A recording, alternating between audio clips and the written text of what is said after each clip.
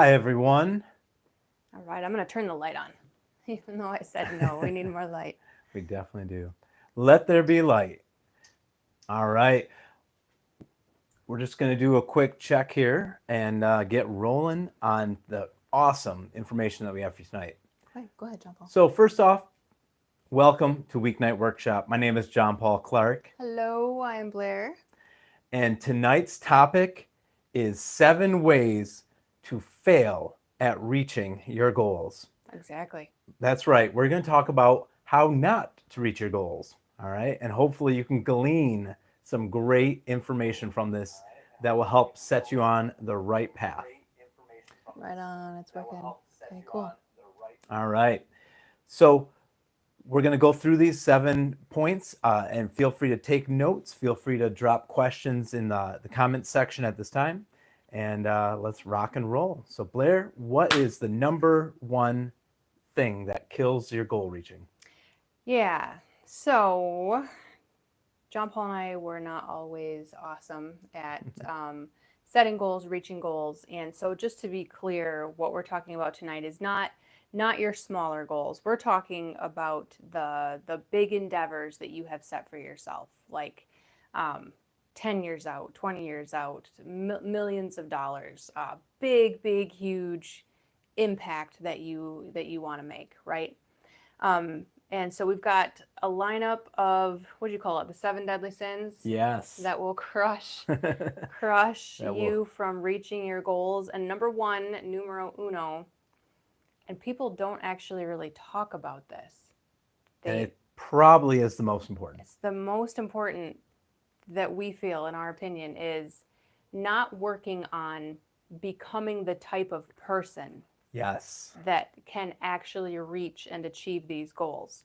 So number 1 is not becoming the person. So we made a video last week, how to create your vision as a real estate entrepreneur. We've linked that video down in the description below, where we talk a lot about how we took our very abstract vision that we have for our life, what we believe is our purpose, the reason why we're in real estate anyway. We were struggling so much with turning it into a measurable goal because it was this abstract vision that we wanted to do.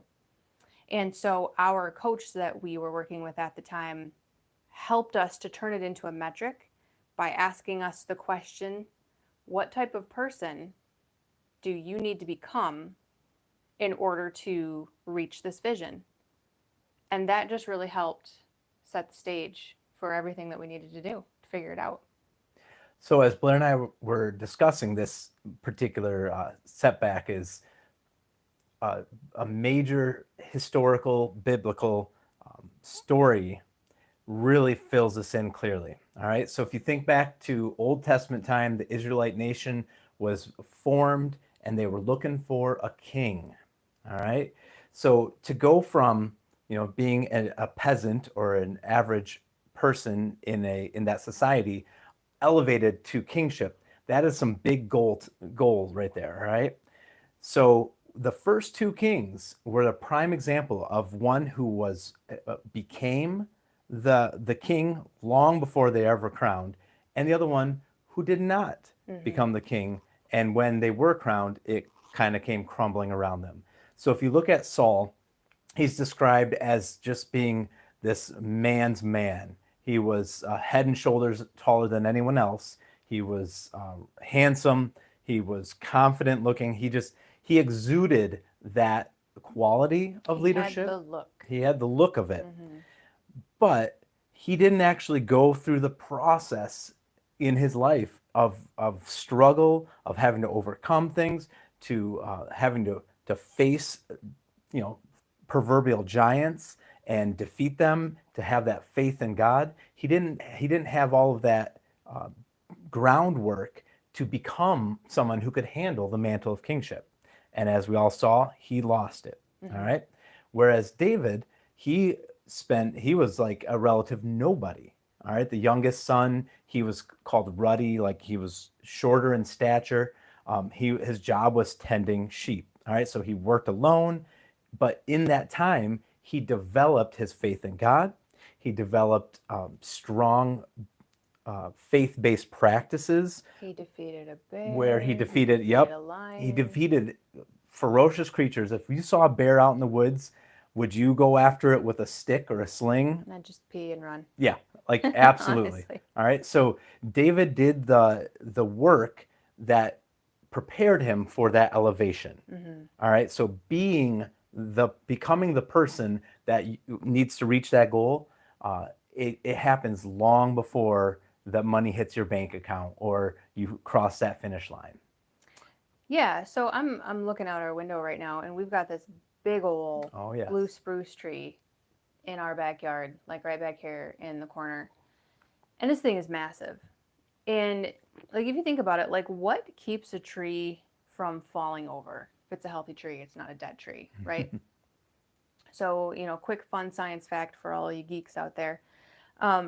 Whenever you see a tree, the height of a tree is typically equal to the length of the root system down underneath the ground.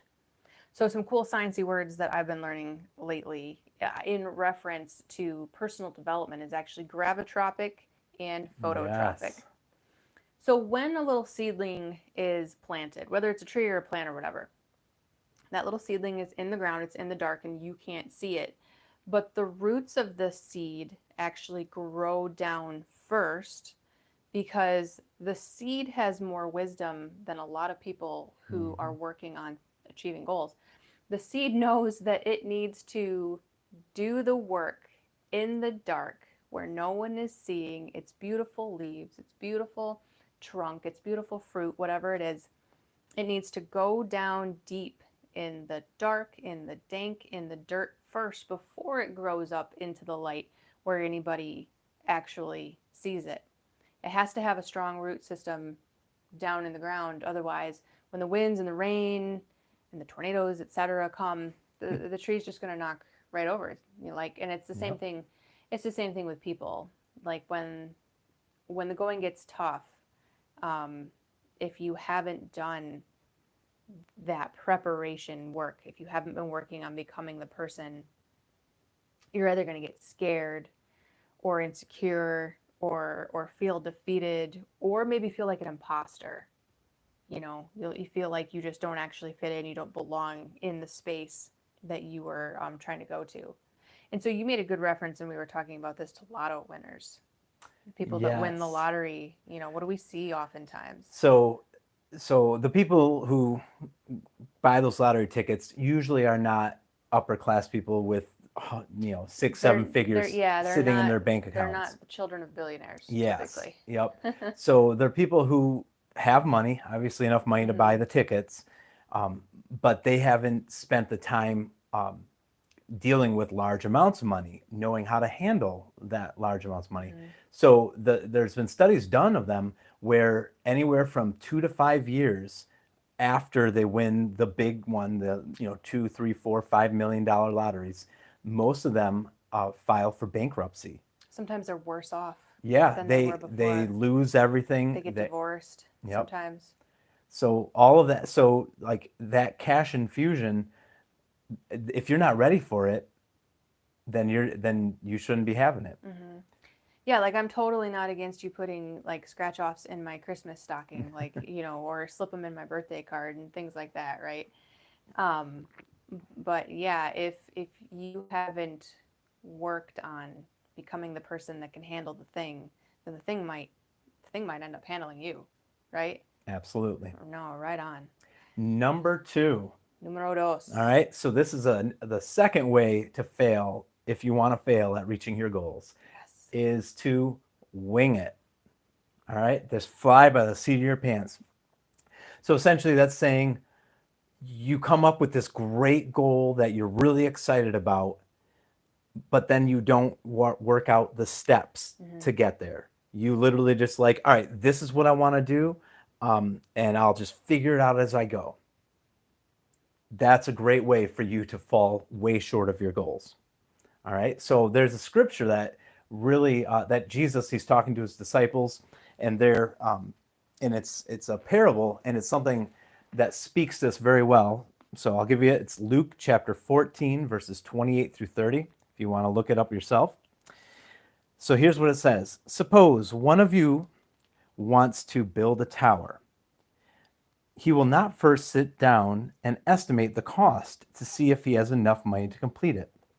For if he lays the foundation and is not able to finish it, everyone who sees it will ridicule him, saying, "This fellow began to build and was not able to finish."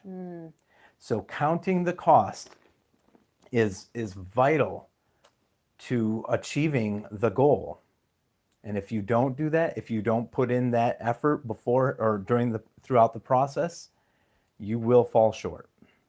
Yeah, and I have absolutely been guilty of spending time spinning my tires, kind of taking life day by day, and not figuring out, not chunking out my steps. And that really is just like a momentum killer, because you wake up every morning and you ask yourself, well, now what am I going to do? Now what am I going to do? Rather than having it all mapped out and you can just step into those tasks and get going, pick up where you left off.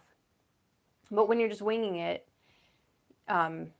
you haven't built any sort of like you're not scaffolding yourself. It's like you're just starting over every single day, and it can get really frustrating, and it can also get to the point where you just decide to do something else because you feel like a lack of control. Yep. So one of the things that I sort of insist that we do is on This is Sunday. a great tip. Listen up. Yeah, so on Sundays, we sort of just do our week in review.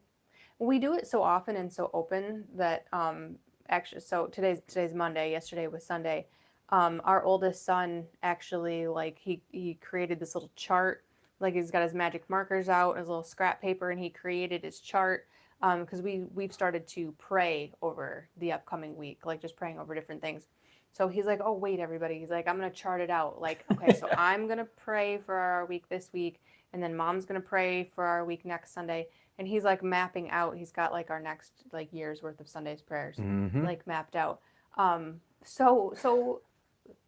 We practice what we preach, okay? Yeah, so teach structure to your children by way of just being structured in front of them, I guess. Yep. But yeah, I sort of insist on like Sunday evening, I open up my calendar, which is in my phone. I just use Google Calendar, and I just go over like, okay, what does our Monday look like? What does our Tuesday look like? And it's not even necessarily work related. Yep. It's like, you're getting a haircut on Thursday. When he's teaching during the school year, like what are your events and obligations?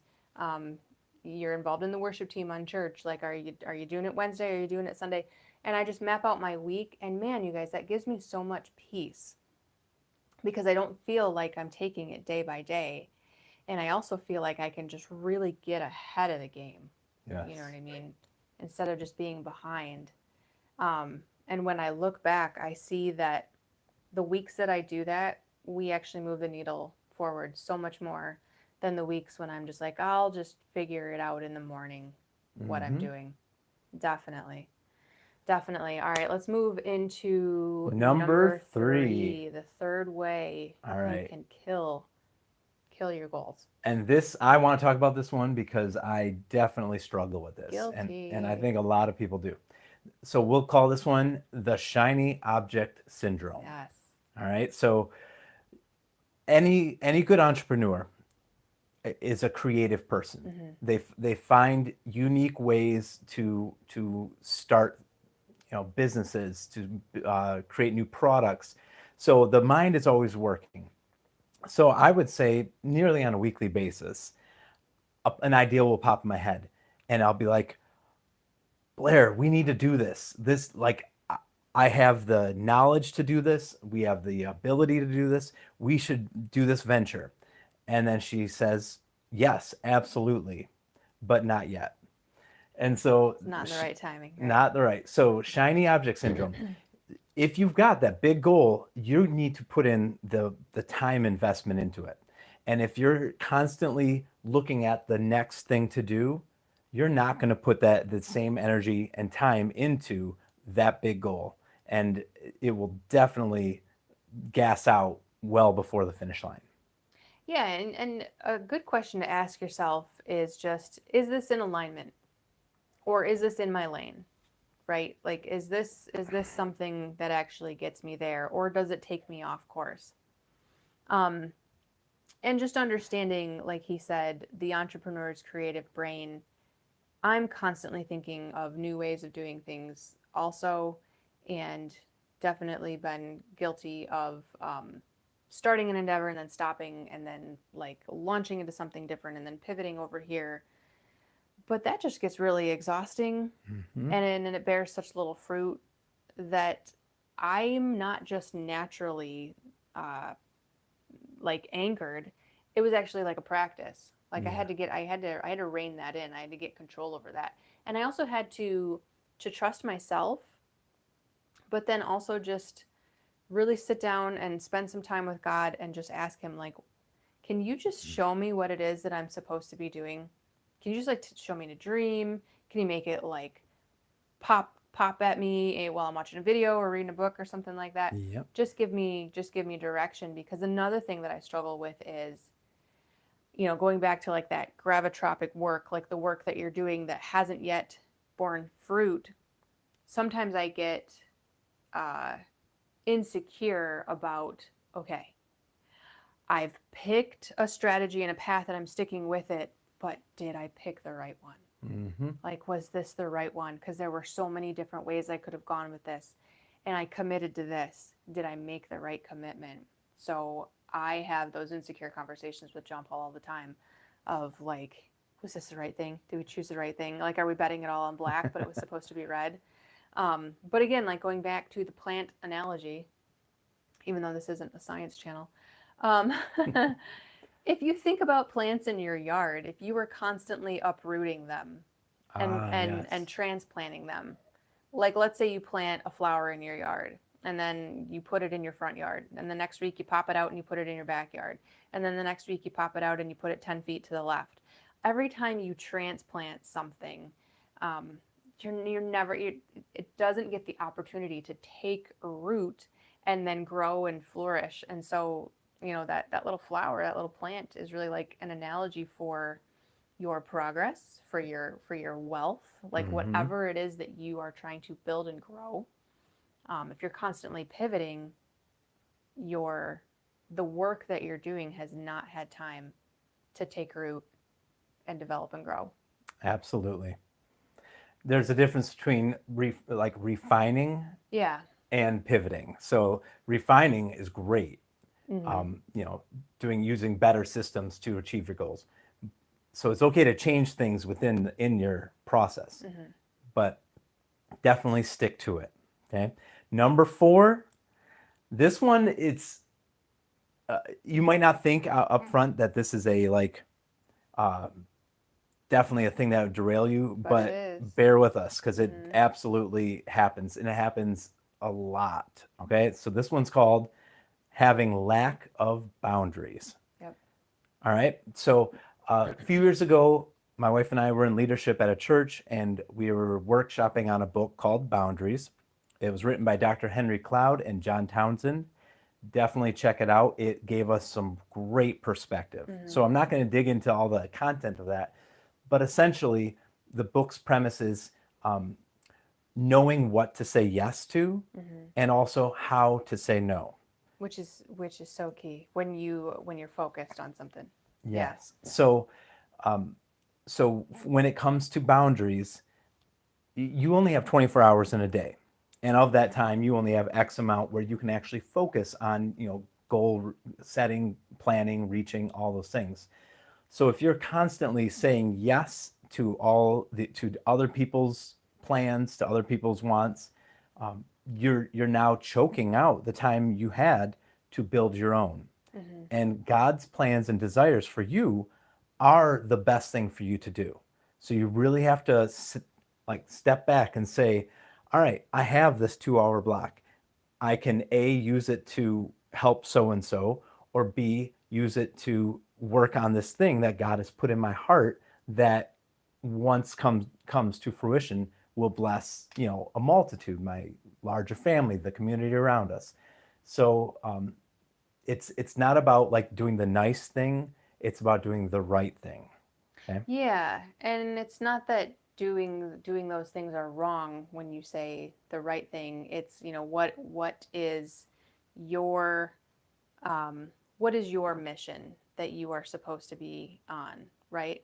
So we will get after our sons sometimes because they are, whatever it is that they're doing is not wrong, Yep. you know, but it's, you didn't do the thing that I told you to do. Well, I was over here and I was doing something with my brother and blah blah blah. And it's like, don't don't worry about your brother.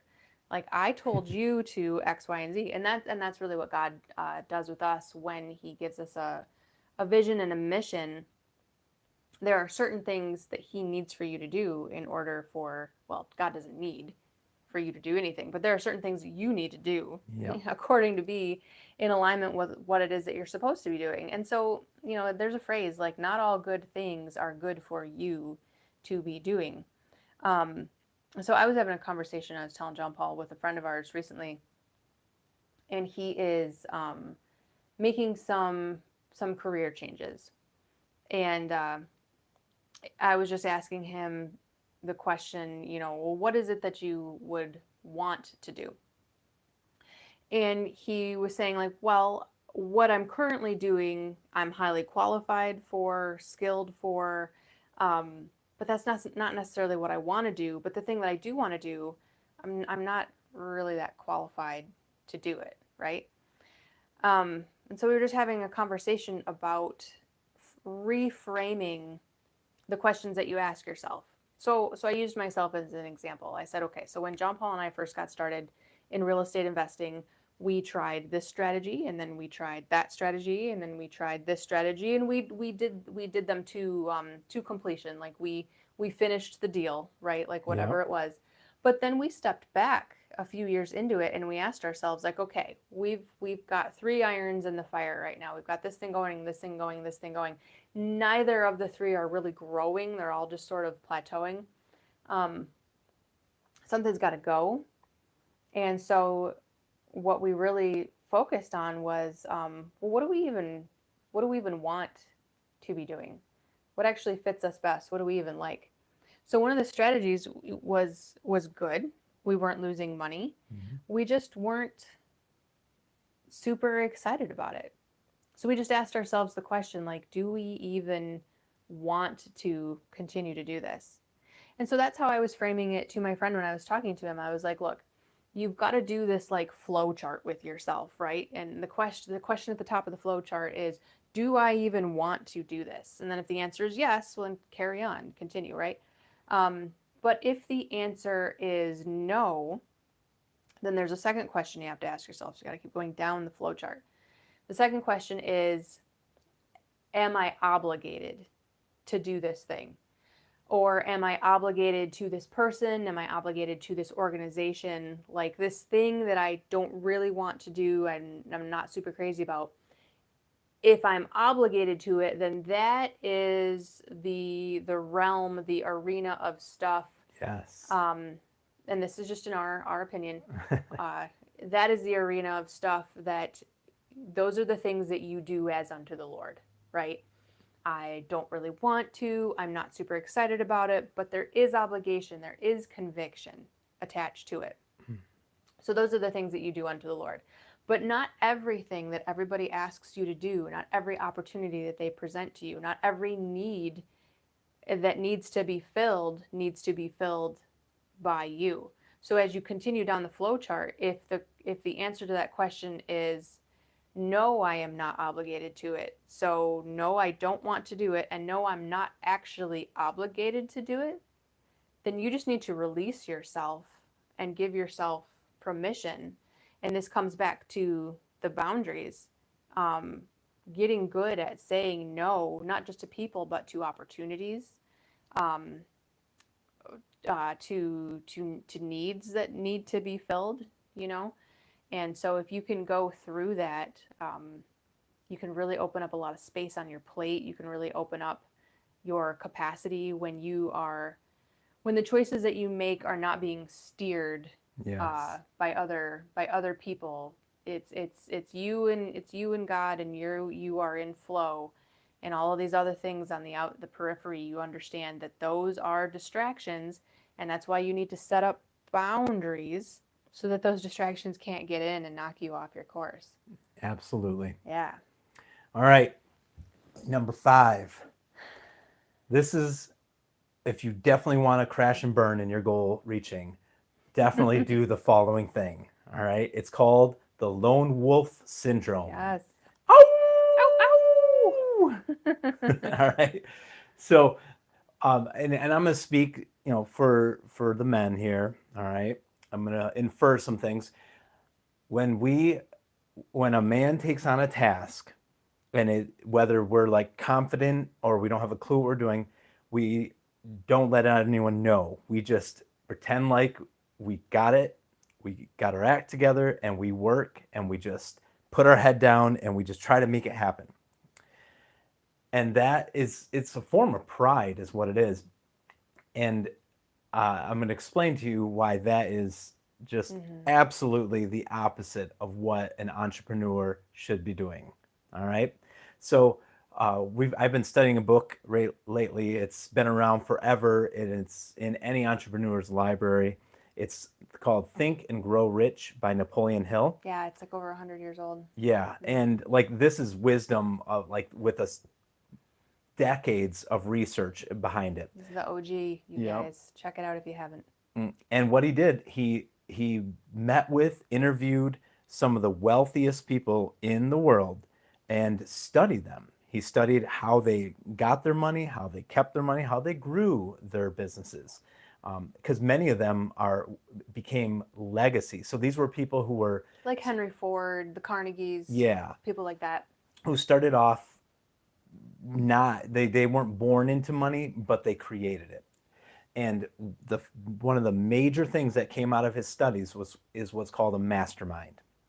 And essentially, mastermind is where you get a group of highly motivated, like-minded people in a room together, entrepreneurs, and you have just a round circle discussion on the problems that you're having in your businesses, the obstacles that you're having, some successes that you're having that you can share with other people.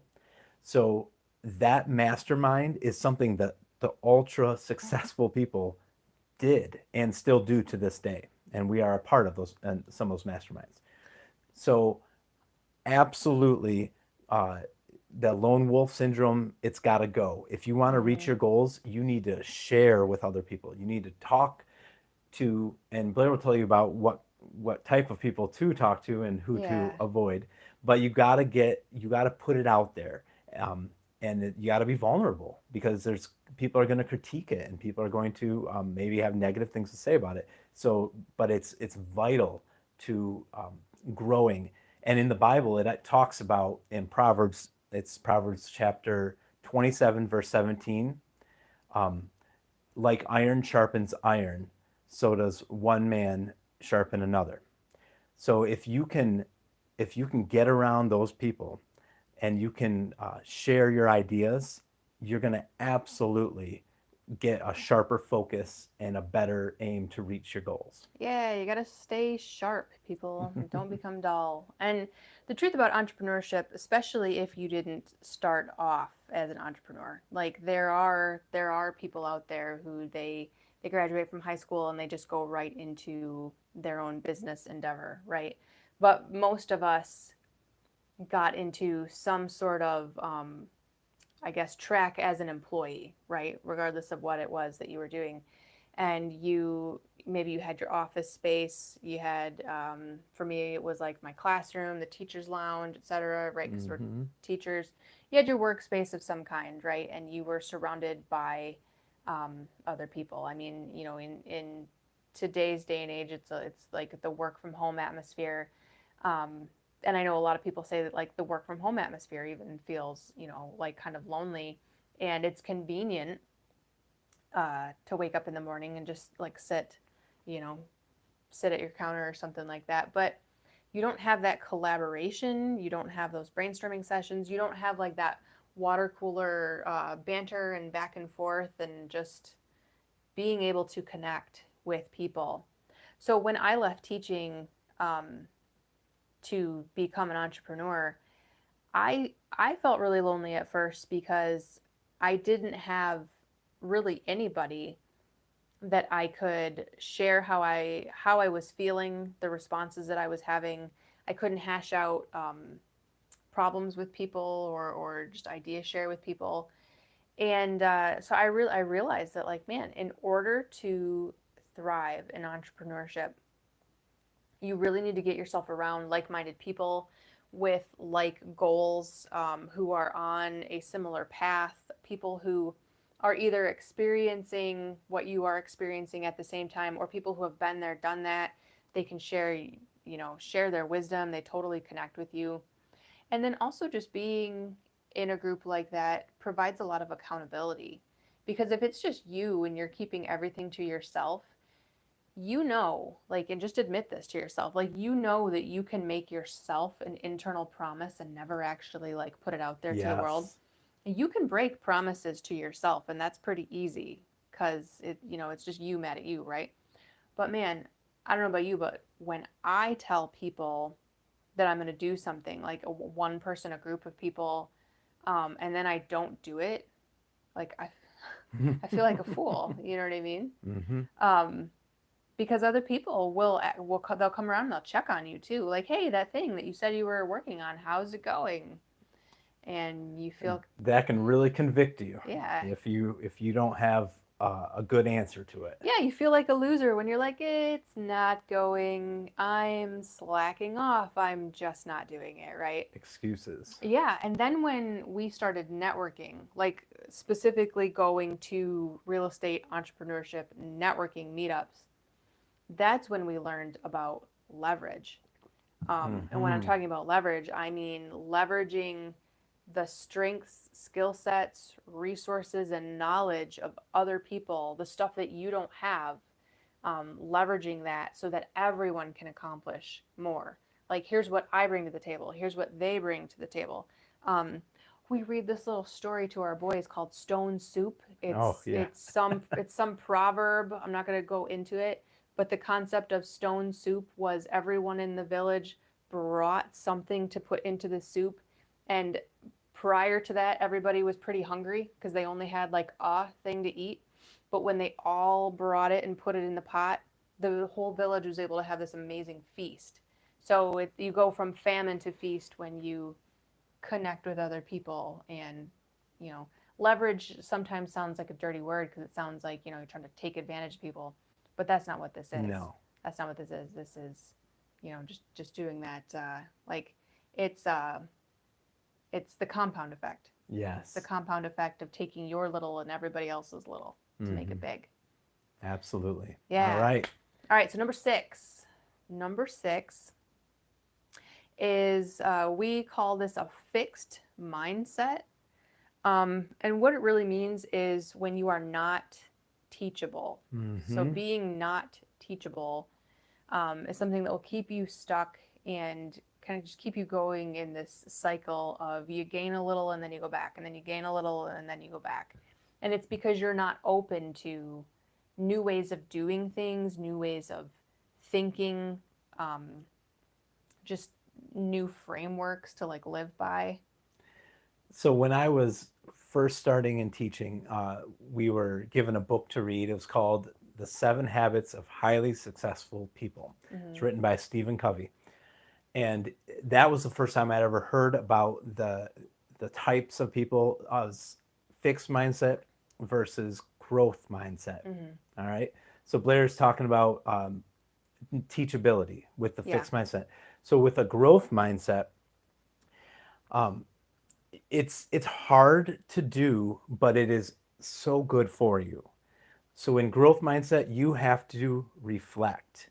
You have to do active reflection. All right. I'll give you an example. When I was going for my master's degree in college, it was after I was about 4 years into teaching, and I'm a choir teacher. So I was going for a conducting master's degree. So it's how you wave your arms when you're in front of your choir. All right. And I thought I had it down. I thought I was pretty good. I mean, I've been doing concerts like 3-4 concerts a year for 4 years. I thought like I was solid. He's got a degree in arm waving, people. Yeah. I don't know how that happened, but I'm glad it did. And when I was in the master's class, the hardest class I had to do was an actual, we actually had to teach an adult choir, but they put a video camera right in front of us. And this was back in like, 2010 or something like that. So we didn't have smartphones, stuff like Right. that. It was an old fashioned VHS video camera. The tech was clunky. Yeah. And so I would go in there and they would put that camera in front of me, hit record, and I would have to teach, talk, interact, and also conduct. And I tell you, it was painful when I went and watched those videos Like afterwards. to review? To review Ooh, what, like, all the random things I would say, how my conducting didn't actually connect with the music and just seemed like I was swatting at flies. It literally, I felt that way. But after that was a 3-month course I took.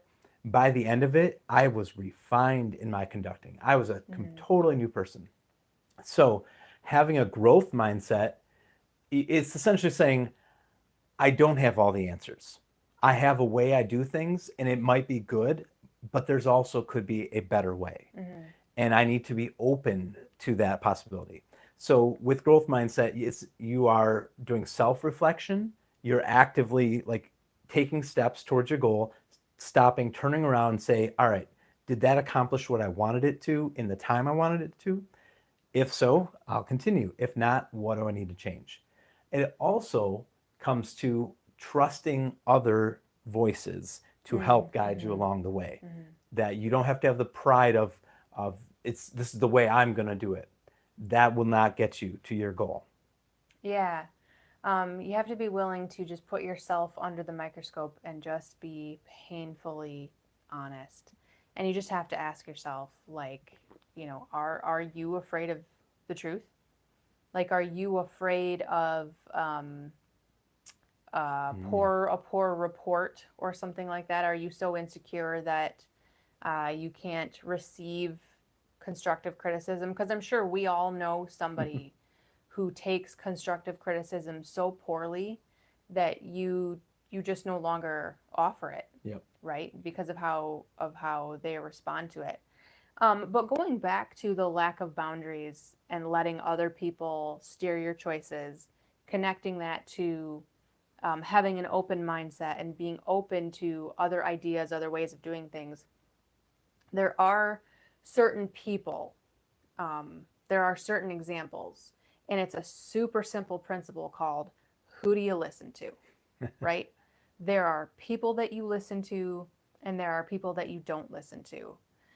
So the people that you do listen to are the people who have done the thing that you are endeavoring to do, and they have done it with success, right? And it's also the people who are on the path. They're also on the journey. People who haven't achieved it yet, just like you, but they are achieving success along the way. So you listen to the people who have already gotten there, and you listen to the people who are steadily making progress, just like you. You don't listen to the people who have never done the thing or experienced it. John Paul calls those people non-entrepreneurs, right? And we have, I'm sure you do as well, a lot of people who have never endeavored to be an entrepreneur. And they have all sorts of opinions. But they will tell you what you should be doing. But they have all sorts of opinions on how you should be doing it. And then you have people who have set off to do the thing, and they still talk about how they are doing the thing, but they're not. They're stagnant. You can see that they stopped way back there, and they're still back there. They're still back there sitting around, kicking around, messing around. So you don't listen to just anybody. You know what I mean? When you have an open mindset, it doesn't mean that you are just this sponge and you soak up everything. That's what fools do. But you do want to open yourself up to constructive criticism, open yourself up to reading literature that maybe you wouldn't have read before. And I'm not talking about fiction. I'm talking about personal development, professional development, focused on the thing that you're doing. listening to podcasts or listening to messages, etc., or just listening to people. But then you also need to have a filter, all right? So you're not a sponge soaking up everything. You are a filtration system. And you're just putting things in different buckets. Like you're just sorting things, right? Like you don't do this exercise with children. This is for grown folk only, right? But you need to get to the point where you can read something or hear something. And even if it doesn't 100% align with who you are, your view sets of the world, your value sets as a person, you can still pull the nuggets of gold out of the trash, right? Yes. Like if there are nuggets of gold in my trash can, I will pull out those gold nuggets and I will throw the rest of the garbage away, right? So you just have to be that type of person. Otherwise, you're going to plateau in your growth. For sure. Okay, so the seventh and final way All that right. you can absolutely fail and sabotage at reaching your goals is by having wrong focus. So like I said earlier, last week we made a video how to create your vision as a real estate entrepreneur. It is linked in the description below. So we're not going to launch into that in detail, but basically having wrong focus is you set this goal, and like we said at the beginning, this is a big, big goal. Goals that are decades away, goals that are millions away, super highly impactful goals.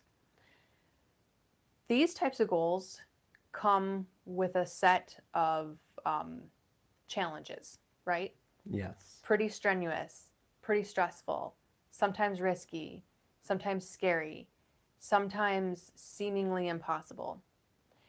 And you will strike out on reaching this goal if you anchor your focus to the wrong thing.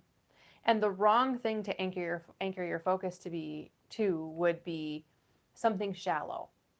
So when you're focused on shallow outcomes versus like really big passion pursuits.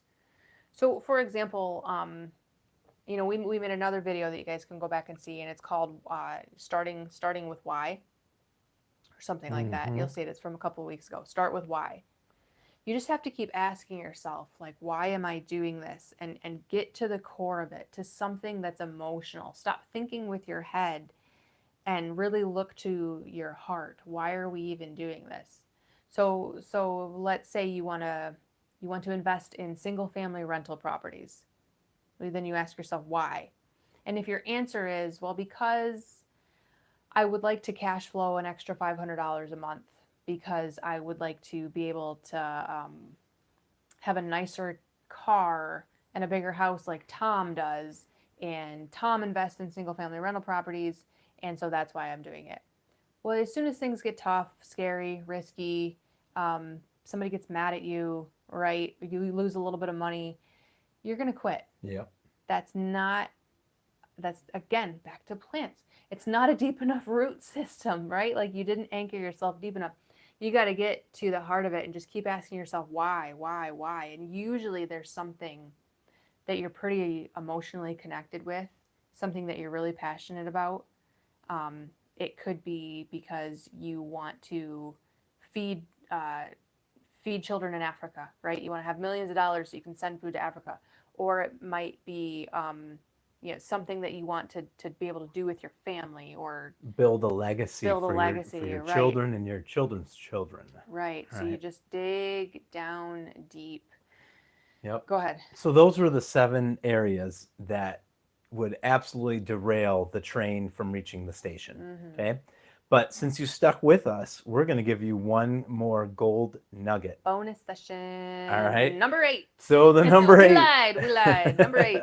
Bonus. The encore moment. Right. The number 8 way to definitely not make it to your goal is simply to quit. Just straight up quitting.